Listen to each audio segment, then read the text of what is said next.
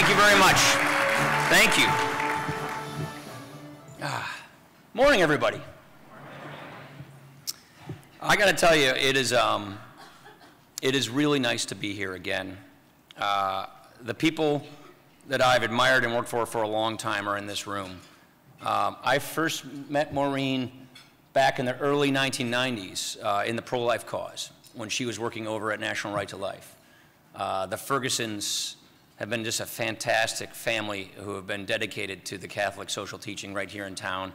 I see so many warm faces and friends. I just want to thank you for doing what you do and for this excellent journey. You know, there's a psalm that I like a lot. It's the 46th Psalm.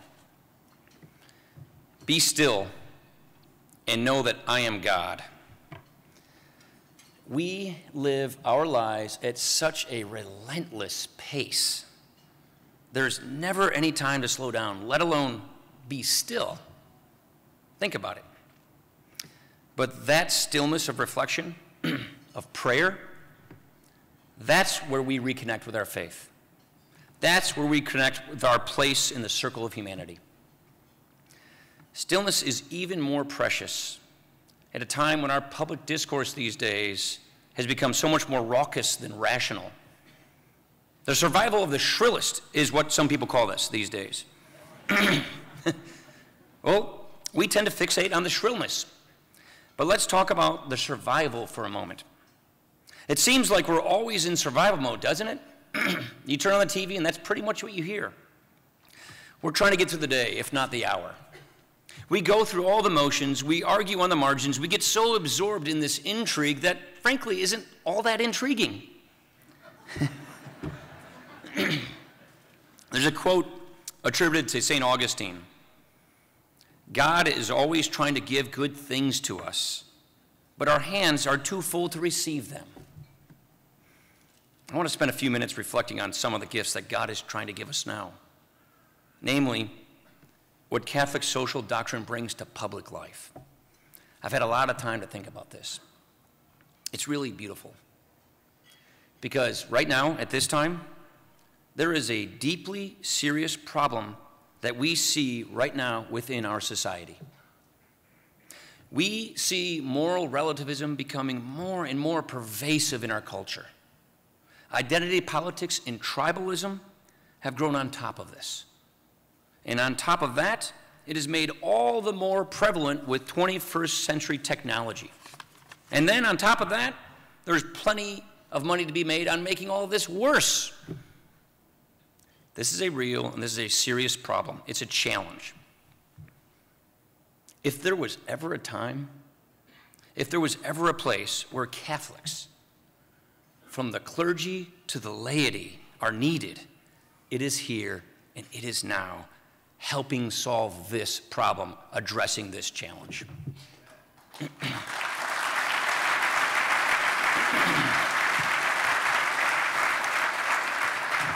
You know, the way I see it, I think our social doctrine is the perfect antidote to what ails our culture.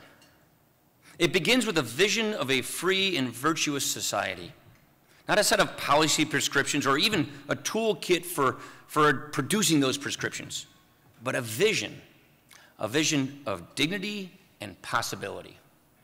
It's a vision that inspires us to serve the common good, to live faithfully, and to renew that hope that our founders' vision of liberty and justice for all can be achieved in our less than perfect world.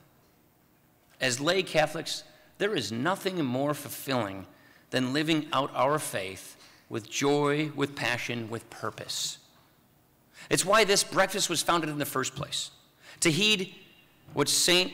John Paul II called the new evangelization, cast out to the deep, he would say. Because again, we are so often stuck in the shallow end in survival mode. Our social doctrine, it doesn't answer instant answers. It doesn't produce instant answers to easy outcomes. It gives us something far more important than that, far more animating. It gives us a way to conduct our public discourse so that a measure of wisdom is achieved through common work toward noble ends. This goes beyond just a mere call for civility.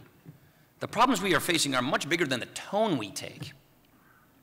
Our social doctrine teaches us that democracy requires solidarity, a sense of civic friendship. We see our neighbors as partners in this common enterprise, even when we disagree. Actually, especially when we disagree. That friendship is the foundation for a mature civic patriotism, where we live our freedom for the common good, not just our personal gain. It's a patriotism grounded in respect for the inherent dignity and inalienable value of every person. This is what we all know. We believe every person has a role and a voice in the community of concern and protection. No one is written off. That's what's so beautiful about this doctrine. The good news, the great news, is that there are evangelizers living out this doctrine all around us. Maureen mentioned it a second ago. One of them is a woman named Heather Reynolds. Heather runs Catholic Charities of Fort Worth. For years, I'd been hearing about this particular Catholic Charities in Fort Worth. I've been reading, we had them come up and testify. Last month, I finally had a chance to go down and see it for myself firsthand. We sat down with some of their clients and their caseworkers. That's how they do things. Case management, a customized approach, helping the specific person with their specific issues. One guy's name was Chris. He grew up in a really big family, and he watched all of his older siblings get into all kinds of trouble. His fate was the farm or the oil field, as he said it. That was it. No way out. It is not what he wanted for himself. One day he told his wife he wanted to go to nursing school and become a nurse. So he reached out to Catholic Charities. They helped him navigate the system. They helped him figure out how to make it work. Even after he graduated, they're still there for him and his family. What stands out for Chris is not any one thing that they did to help him. It is, as he said, the feeling that you have an out, that you don't have to settle, that you can actually reach that horizon. What they did was they got him to where he wanted to go in life to reach and see his potential, and his family and himself are all the better for it. To me, that is the great manifestation of the social magisterium. It's that sense of self-worth and meaning we can receive only from the institutions that are closest to us. People and problems are not treated as abstractions. The work is done eye to eye, soul to soul, person to person. That capacity to flourish, that capacity to falter, that is at the very heart of subsidiarity. This is not a word I throw around at press conferences every day. But it's a word I can use with this audience, subsidiarity. It is a beautiful principle. It's a beautiful principle, especially when conjoined with its rightful partner, solidarity. Catholic social teaching tells us that our public moral culture, the foundation of our political culture, is shaped by these natural institutions and these free associations of civil society. It cautions us against allowing the state too great a reach into civil society. Otherwise, guess what? We risk stifling what de Tocqueville found so admirable in this young republic, those instincts of free association, of philanthropy, of volunteerism. We need these mediating institutions in our lives. We need them to be healthy. We need them to be vibrant. They're not just a pause from the noise or a refuge from the ugliness. They are a critical part of the antidote to what is ailing our society. The Holy Father, Pope Francis, has called all Catholics to be healers of the walking wounded. We should welcome that reminder, for it brings us back to what Catholics in this country have done for generations. We should all insist that public policy at every level permits Catholic institutions the maximum freedom to serve the poor, to serve the elderly, to serve children yearning for foster families, women in crisis pregnancies, families torn apart by the opioid epidemic, all those who look to the church for the help that they need to live their lives of purpose. We should all insist on at least that.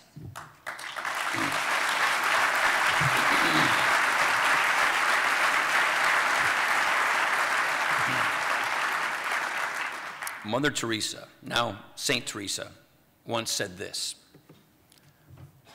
God has not called me to be successful. He's called me to be faithful.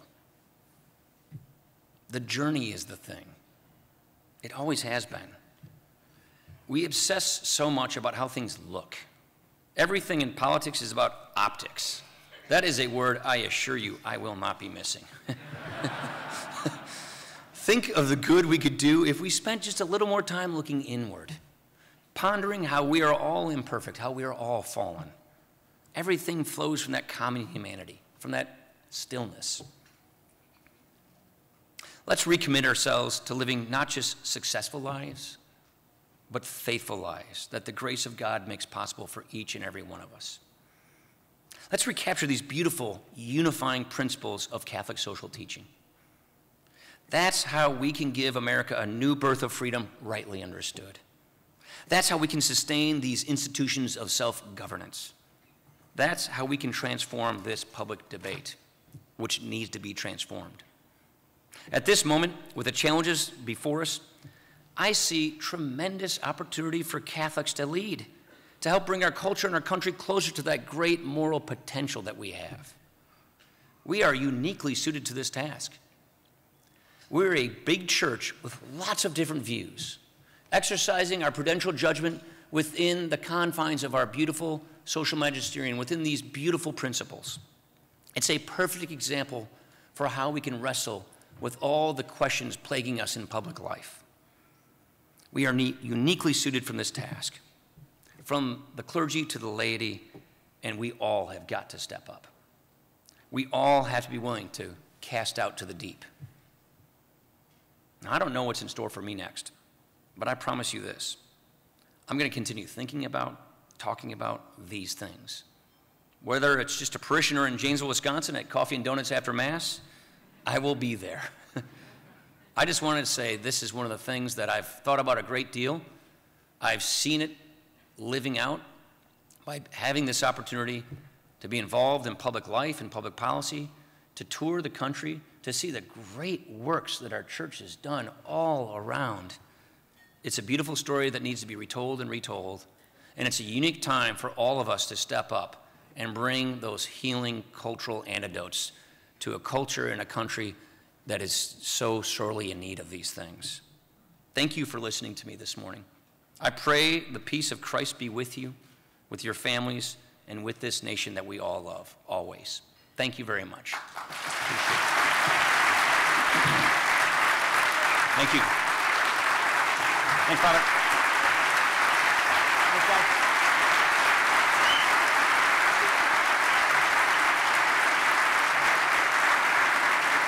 Please welcome to the stage National Catholic Prayer Breakfast Board member Jacqueline Halbig von Schleppenbach.